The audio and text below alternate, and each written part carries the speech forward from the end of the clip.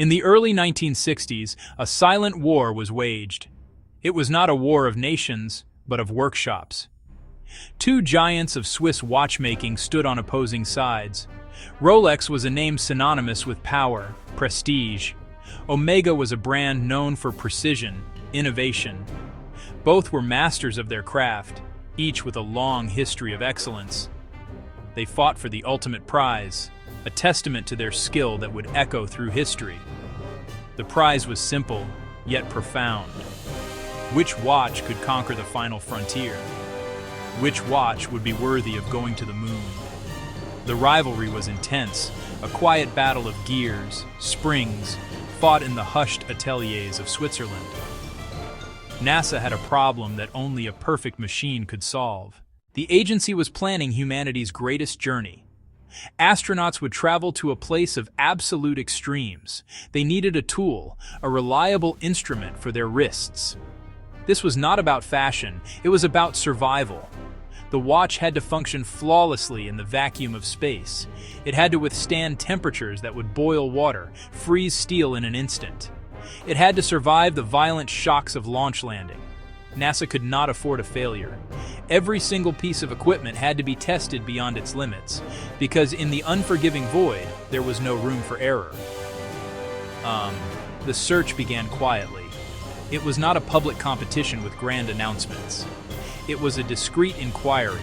The man tasked with this monumental challenge was a NASA engineer named James Reagan. He was a quiet, methodical man. He was not interested in brand names or marketing stories. Reagan cared about one thing only: performance under pressure. He was the gatekeeper. He designed a series of secret qualification tests, a gauntlet of horological torture. These trials simulated the harshest conditions imaginable to find each watch's breaking point. The gleaming workshops of Geneva, the soft lighting, the velvet trays, were a world away from Reagan's brutal NASA laboratories. No sentiment here, only data and survival. The first trial, heat, watches into an oven. Temperature climbed to 93 degrees Celsius, far hotter than any desert. They baked for 2 solid days. Then the temperature was lowered and the cycle repeated. Purpose: test for metal warp, oils evaporating or degrading. The dial could not discolor, the crystal could not deform, and through it all the delicate balance wheel had to continue its steady, rhythmic dance.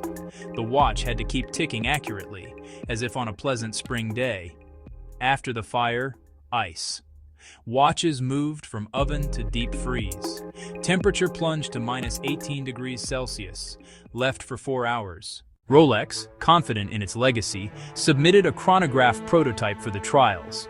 It was a handsome watch, crafted with the precision and finish the brand was famous for. On a polished boardroom table, it looked invincible.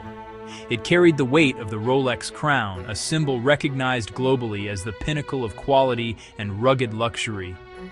Many observers, had they known about the secret tests, would have placed their bets on Rolex. The company had a history of creating tough watches, accompanying explorers to the highest mountains and the deepest oceans.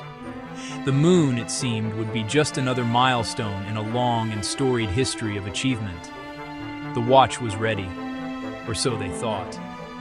The tests began, and the sequence was merciless. The Rolex chronograph was subjected to the high-temperature trial first. It was placed in the oven, and the heat began to rise. At first, it seemed to handle the stress, but as the hours ticked by under the intense, dry heat, something began to go wrong. The engineers monitoring the test noticed a change. The heat was affecting the watch in a way they had not expected from such a prestigious brand. The intricate machinery, designed for perfection at room temperature, was struggling. The delicate balance of hundreds of tiny interacting parts was being pushed past its breaking point by the relentless thermal assault. Then it happened. The moment of failure was both quiet and catastrophic. The black paint on the dial began to blister and run. The sweeping second hand, crucial for the chronograph function, warped from the intense heat. It bent, curling like a dying leaf, until it snagged on the other hands, stopping the watch's movement entirely. The Rolex was dead. It had not just failed to keep accurate time, it had completely and utterly ceased to function.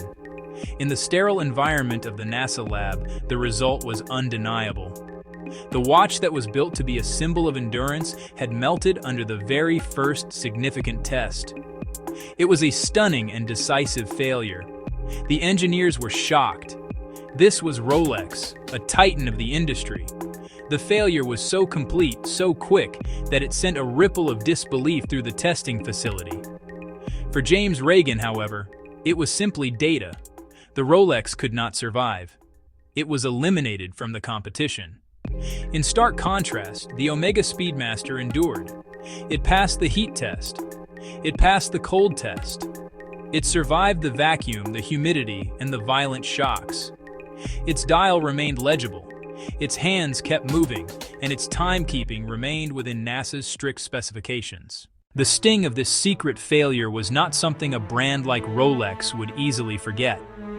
The story of the melted watch was buried deep within NASA's internal reports, a footnote in the Apollo program. Publicly, Omega won the contract. The why and how remained obscured for decades. Faced with Omega's triumph, Rolex pivoted. It shifted focus away from the stars down into the crushing depths of the ocean. A masterful marketing redirection. Rolex amplified partnerships with deep-sea explorers and with organizations like COMEX. It pushed the sea dweller and the submariner. Watches built to withstand immense water pressure. As hostile as space, but a realm Rolex could claim mastery. Ads showed divers in the dark abyss, headlamps cutting the black and the luminous glow of a Rolex dial. The moon was quietly omitted. Rolex built a new mythology around the deep, where a failed heat test couldn't reach. This chapter reveals the tension between myth and truth. Brands are built on stories, carefully constructed narratives of perfection and invincibility. Rolex mastered the craft. The NASA trials remained a ghost in its history. They controlled the narrative, highlighting genuine successes while letting that failure fade. But history, like a good watch, remembers. Engineers like James Reagan kept the records. The full story surfaced. It's not just one watch failing and another succeeding. It's a testament to brutal engineering reality. In the race to the moon, it wasn't the most famous, the most expensive, or the most luxurious brand that won. The winner was the toughest, the most resilient, the tool that refused to quit. The Omega Speedmaster earned the moon through grit. Rolex found a different destiny, proving courage under deep, silent pressure. Both became legends by very different paths.